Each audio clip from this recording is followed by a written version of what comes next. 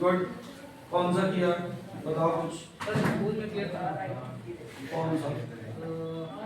उसका था सर जो मतलब वैसे मतलब जो नाटक करते हैं ना उसके मतलब लड़ाई झगड़े वाला। अच्छा चलो कोई बात नहीं। देखो एक थोड़ी थोड़ी चीजें हम टच करते हुए आगे बढ़ते हैं। नाटक क्या है? ये एक दृश्य काव्य। क्या है? मतलब हम साहित्य को दृश्य के माध्यम से प्रस्तुत करते हैं। क्यों? क्योंकि आप पढ़ा हुआ लगभग 50% ही याद रख पाते हो। होता है पढ़ते हो तो आप 50% ही याद रख पाते हो, मैक्सिमम 60, उससे ज्यादा नहीं।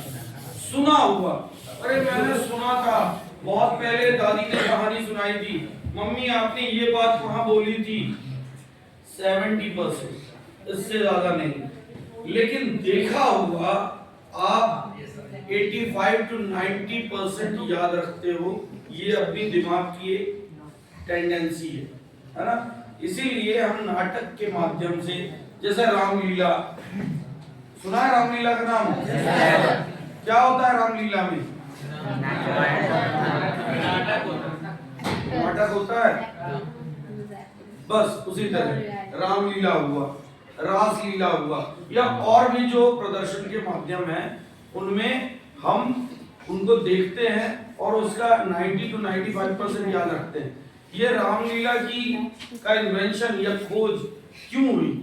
क्योंकि एक काल ऐसा था हमारे समाज में जो बहुत सारा वर्ग अनपढ़ था, पढ़ ही नहीं सकता था, तो उसे धर्म से जोड़ने के लिए, उसे समझाने के लिए, उसे भगवान श्री राम और अपनी जो सनातन संस्कृति है वो समझाने के लिए रामलीला का आविष्कार किया गया, रामलीला का प्रदर्शन किया गया कि जो पढ़ नहीं सकते हैं वो देख के उस चरित्र को, उस चरित्र के बारे में समझे। ठीक है, आया समझ में? ठीक। अच्छा, अब इसमें जो अभिनय होता है, जो चीजें हैं, वो भारत की खोज है। भारत में नाट्य शास्त्र लिखा गया और नाट्य शास्त्र को पंचम वेद की उपाधि मिली। नाट्य शास्त्र भरत मुनि ने लिखा। उसी में अभिनय के 4 प्रकार बताए गए हैं। कौन कौन से? आंगिक, वाचिक, आहार्य और सात्विक।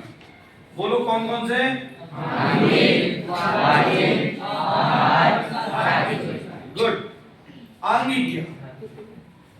हम अपने अंगों से जो प्रदर्शन करते हैं, जैसे फॉर एग्जाम्पल छोटा सा, आप स्कूल के अंदर एंटर हुए, सर आए, दूर से देखे, आपने विश किया, झुक गए।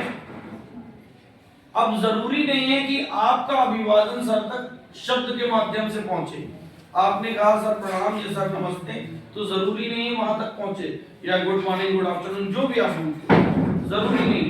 लेकिन आप जब झुके तो सामने वाले ने भी मुस्कुरा के आपके अभिवादन का उत्तर दिया। घर में होते हैं तो कभी ऐसा होता है ना, अरे रिमोट, तो हम बोलते भी हैं और इशारा भी करते हैं। किसी ने रास्ते में पूछ लिया कि भैया मार्तंड दो, बोलिए, है ना, पहुंचाते नहीं हो, कई बार बोलते भी नहीं है, इशारा कर देते। ये आंगिक है। अच्छा, इसी में जब हम नाटक में आते हैं, ये मैंने छोटा सा उदाहरण दिया, जब हम नाटक में आते हैं तो इसमें आंगिक बहुत सारी चीजें हो जाती हैं। इसमें राजा कैसे चलता है, मंत्री कैसे चलेगा, नर्तकी कैसे चलेगी, एक आर्मी वाला कैसे चलेगा, पुलिस वाले की चाल कैसी होगी, डॉक्टर का बिहेवियर कैसा होगा, डॉक्टर कैसे चलेगा, समझ रहे हो? तो आंगिक पर बहुत बड़ा विषय हो जाता है।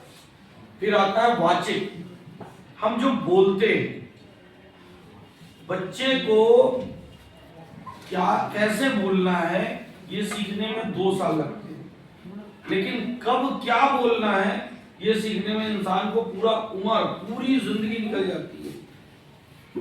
कहां पे स्ट्रेस देना, जैसे एक छोटा सा पकड़ो, मत जाने दो, पकड़ो मत जाने दो।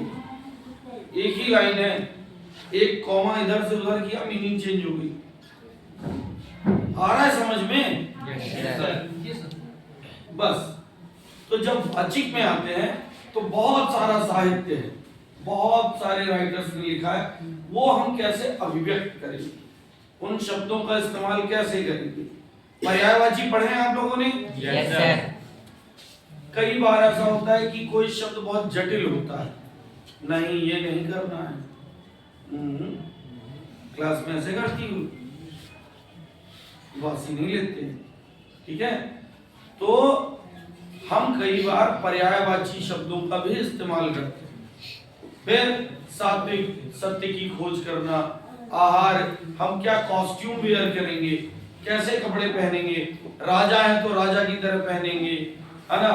और राजा कई बार ऐसा होता है कि वो अपनी प्रजा को देखने गया है, या आर्मी वाला है, या डॉक्टर है, या इंजीनियर है, या मजदूर है, या कोई गरीब आदमी है ना। तो अलग अलग तरह के हम जो कपड़े पहनते हैं, इन सब को मिलाकर एक पूरा दृश्य बनता है, बिना इनके नहीं हो सकता। जैसे आप स्कूल आते हो तो स्कूल में स्कूल की एक यूनिफॉर्म है, अब वो यूनिफॉर्म पहन के आप मेला घूमने तो नहीं जा सकते, सिचुएशन चेंज होती है। वहां जाओगे तो दूसरे कपड़े पहनोगे, है ना, सही ना। अच्छा, जो कपड़े पहन के आप मेला करने जाते हो, वो कपड़े पहन के आप सो तो नहीं सकते, सोने वाले अलग कपड़े हैं। बस इसी तरह सिचुएशन जब चेंज होती है तो आपका जो आहार है, जो सात्विक है, वो भी चेंज होता है, ठीक है। चलो, अच्छा, अब आगे के बारे में